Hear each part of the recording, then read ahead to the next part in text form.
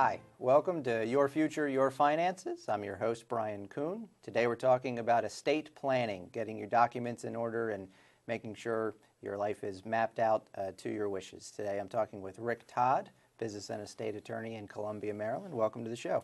Thank you for having me.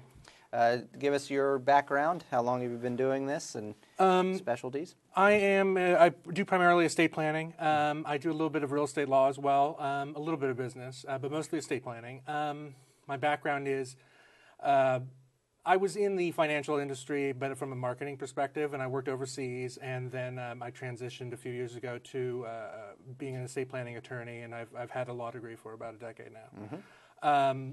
So it seemed like a natural fit because estate planning is, it goes hand in hand with financial planning, and many people consider it to be the final piece of the puzzle, or the financial planning puzzle. Mm-hmm.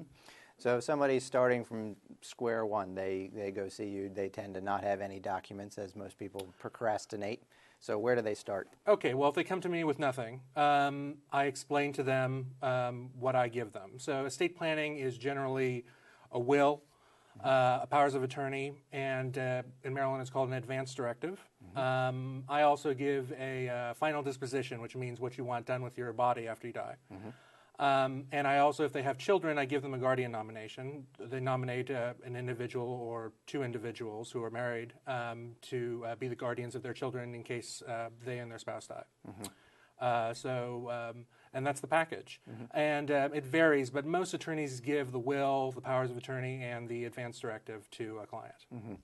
And then oftentimes it comes up the differences between a will or doing what's called a trust. So what's the difference? Right. Okay. So there are many types of trusts. There's sort of a rivalry in the estate planning industry. The rivalry is between giving a client a will or a revocable living trust. Mm-hmm. A revocable living trust allows you to, they function very similarly. Mm-hmm. You are able to take the assets of your estate and give them to your heirs, your loved ones. And a revocable living trust allows you to avoid probate. A will does not. You go through probate. The probate process is, in brief, an administrative process that you work hand in hand with local government, and they work with you they work with your loved ones to administer the estate, to distribute it to the people you selected.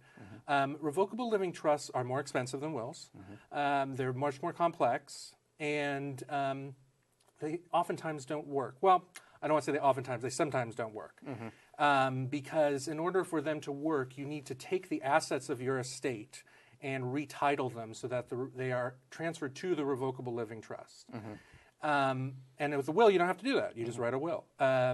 So there's not, in Maryland, the probate process is so simple and inexpensive that there's really no reason to avoid it. Mm-hmm. That's not necessarily true in all the other states, but I feel it's true in the state of Maryland. Mm-hmm. And a will, there's also, it's hard to make mistakes with a will. Mm-hmm.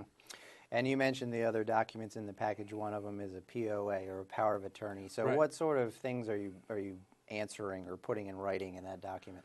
Well, the powers of attorney, people are confused by it because they think that it's part of, it only comes into play when you die. Powers of attorney is for when you're still alive, mm-hmm.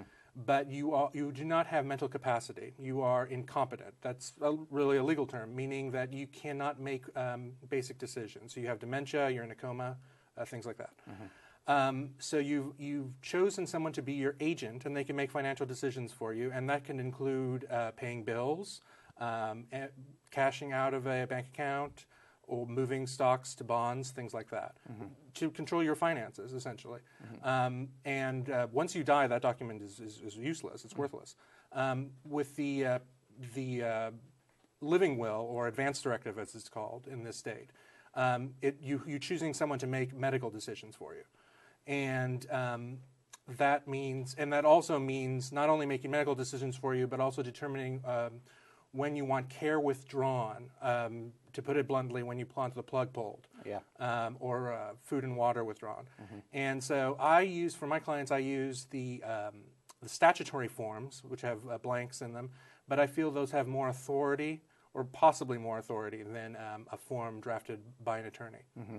What happens if someone goes into the hospital and they don't have that form and their spouse is there? Can the hospital still communicate generally with the spouse? Generally, yes, and I think that they will.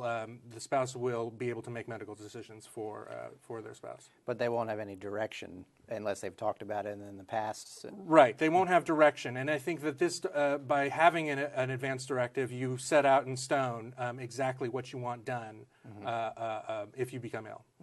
And what happens if it's not a spouse? Then can they take any direction or guidance from someone if they can't communicate with? That's a very good question, and I'll have to get back to you on that one. So that's why you would have the document, I guess, then. Right, the document is a clarification. So the will and the living trust, to get back to that, that used to be, or still is, I suppose, having to do with taxes, like avoiding taxes. Well, revocable living trust used to be used to avoid the estate tax, which is also known as the death tax. A lot of people still use that term, but it's the estate tax. The revocable living trust does not offer any tax protection. There are trusts that do offer tax protection from the estate tax. They're very expensive.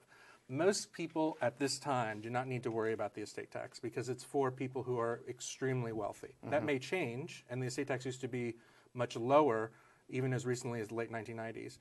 So it's, while I say that you should not worry about the estate tax, over time that may change. So you should just be aware of that and watch the news. And if there is a change, you should contact your estate planning attorney. Okay, we're going to take a break. We'll talk more about business law, real estate law, as well as the book you wrote on retiring overseas. That's an interesting topic for a lot of people these days. We'll be right back. You're watching Your Future, Your Finances.